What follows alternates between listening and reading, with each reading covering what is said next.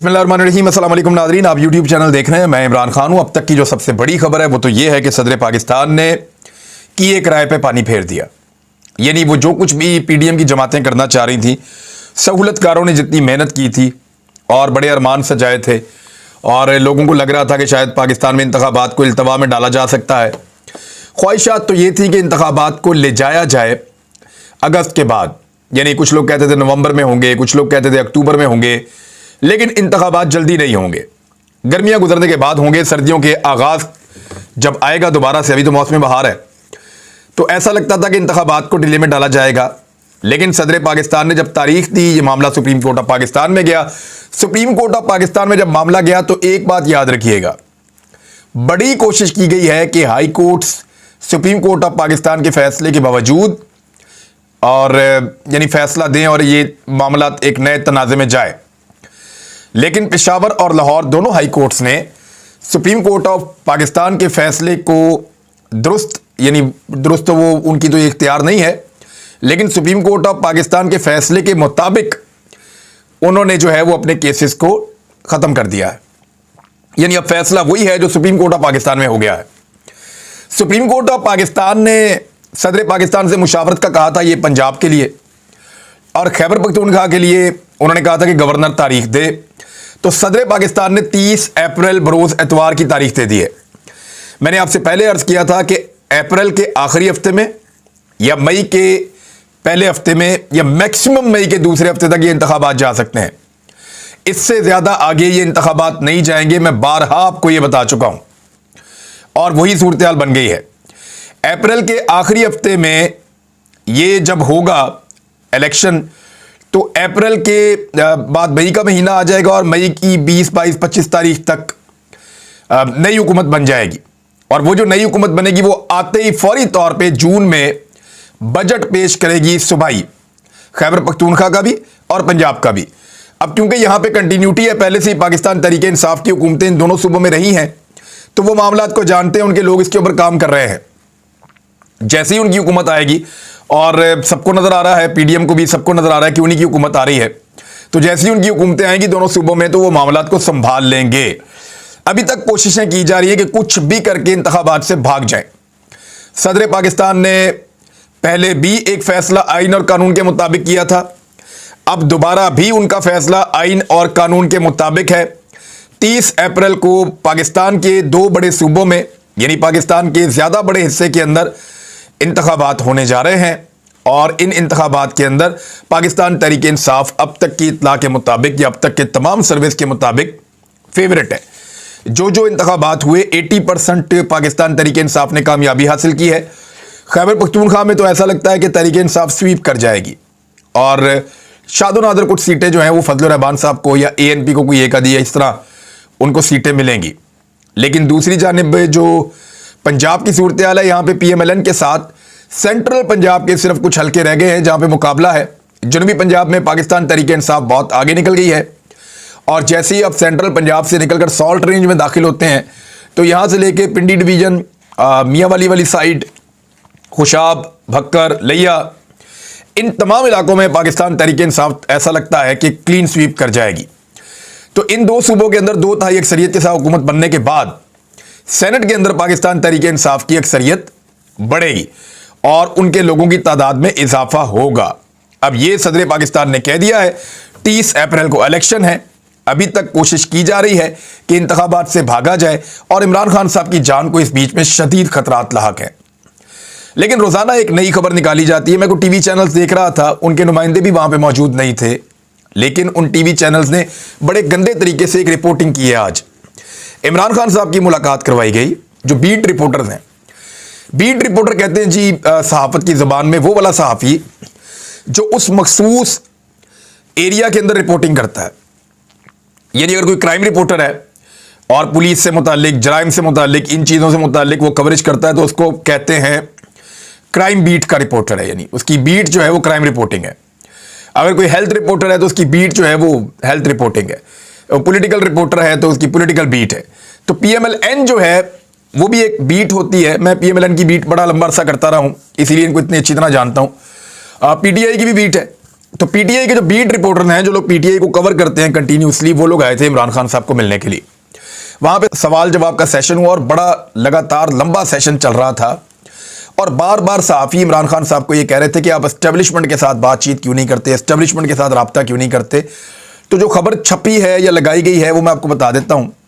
खबर को इस तरीके से पोर्ट्रे किया गया है कि जैसे इमरान खान साहब मिन्नतें कर रहे हैं कि आर्मी चीफ मुझे क्यों नहीं मिलते, मुझे अपना दुश्मन समझते हैं, मैं मुल्क की खातिर मिलने के लिए तैयार हूं, वो मुझे मिलते नहीं हैं, एस्टेब्लिशमेंट से मेरी कोई दुश्मनी नहीं है। इस किस्म की चीज़ें जो हैं वो पोर्ट्रे की गई और इस तरह की चीज़ें रिपोर्ट की गई। अच्छा, जिन चैनल्स ने ये रिपोर्ट की हैं वो नॉर्मली अपनी खबरें डिलीट कर दिया करते हैं, उनकी क्रेडिबिलिटी नहीं है। शुरू में मुझे भी ऐसे ही लगा कि शायद ये ठीक है बात, और मैं यही समझता रहा कि शायद ये टीवी चैनल दुरुस्त रिपोर्ट कर रहे हैं, लेकिन इतनी गंदी और गलत रिपोर्टिंग की तो मैं सोच भी नहीं सकता था।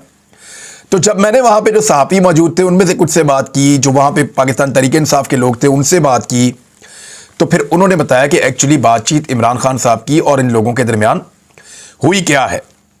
बार बार जब सहाफ़ियों ने इमरान खान साहब को कहा कि आर्मी चीफ से आप रब्ता क्यों नहीं करते, तो इमरान खान साहब ने कहा कि हमने तो जब जनरल बाजवा आर्मी चीफ थे तो उनसे भी रब्ता किया था और सदर ने रब्ता किया था। फिर उन्होंने कहा तो मैं बाजवा साहब से 2 मरतबा मिला भी था, अगर ये वाले आर्मी चीफ मिलना चाहेंगे तो ताली 2 हाथों से बजती है। यानी मेरी तरफ से तो पहले भी कोई इनकार नहीं था, मुलाकात के लिए तो मैं सबके लिए, मुज़ाकरात के लिए तो मैं मौजूद रहता हूं। तो वो पहले भी मुलाकात होती रही है, लेकिन मेरा मौक़िफ़ अपनी जगह पे मौजूद रहेगा। मेरा अपना एक मौक़िफ़ है, उस मौक़िफ़ के ऊपर मैं डटा रहूंगा और मुलाकात का कोई मसला नहीं है। ताली 2 हाथों से बजती है, 1 हाथ से नहीं बजती।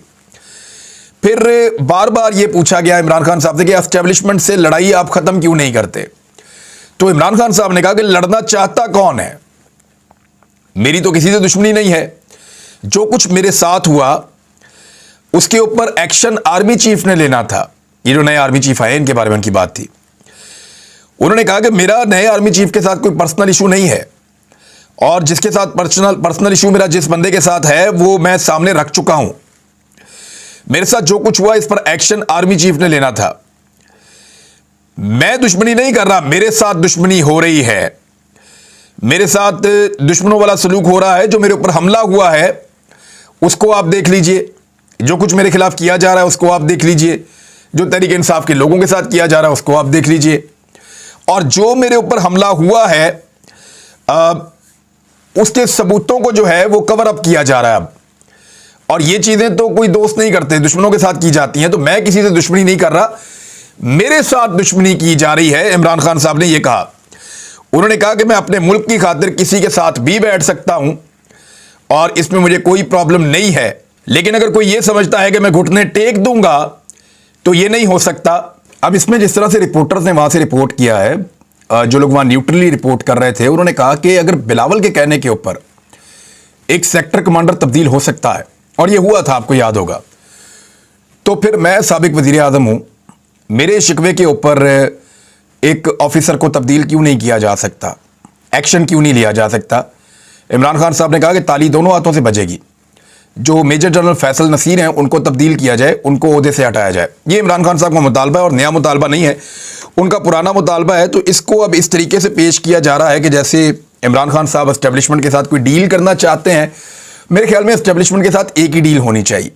जब भी एस्टेब्लिशमेंट बैठे तो उनसे ये गुजारिश करनी चाहिए कि आप बराए मेहरबानी बैठ जाएं और अब आप पाकिस्तान के मामलात के अंदर मुदाखलत बंद करें और अपनी आईनी डोमेन के अंदर चले जाएं। आइन और कानून के मुताबिक इस मुल्क को चलने दें। जिस जिस इदारे की जिम्मेदारी है, जिस जिस मामले में, वो इदारा अपने मामलात को खुद देख लेगा। आप इन चीज़ों से अपने आप को बाहर रखें। एक और ऑडियो आई है, उस पर फवाद चौधरी साहब का, उनके भाई का मौक़िफ़ भी आया है।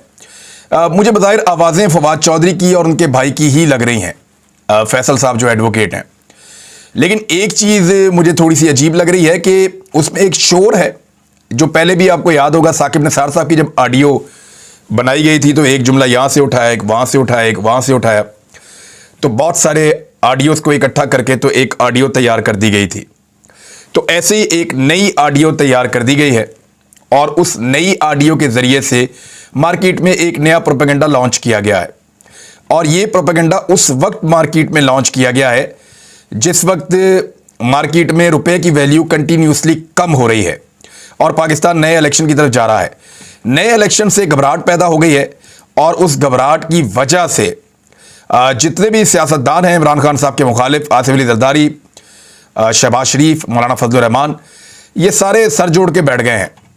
और अब ये लोग ये सोच रहे हैं कि किस तरीके से इंतखाबात को अवॉइड किया जाए। इंतखाबात से बचने के इम्कानात कम होते चले जा रहे हैं, क्योंकि सुप्रीम कोर्ट ऑफ पाकिस्तान ने ऑर्डर दे दिया है। अब पाकिस्तान में कुछ बहुत बड़ा तजर्बा करना पड़ेगा, या खुदा ना खास्ता पाकिस्तान के अंदर कोई बहुत बड़ा सानहा या मामला अगर हो जाए तो फिर इंतखाबात जो है वो मुलतवी हो सकते हैं। अदरवाइज इंतखाबात के अंदर जो बाकी दिन रह गए हैं वो 57 हैं, यानी 57 दिनों के बाद पाकिस्तान में आम इंतखाबात हो रहे होंगे, खास तौर पे 2 सूबों के अंदर।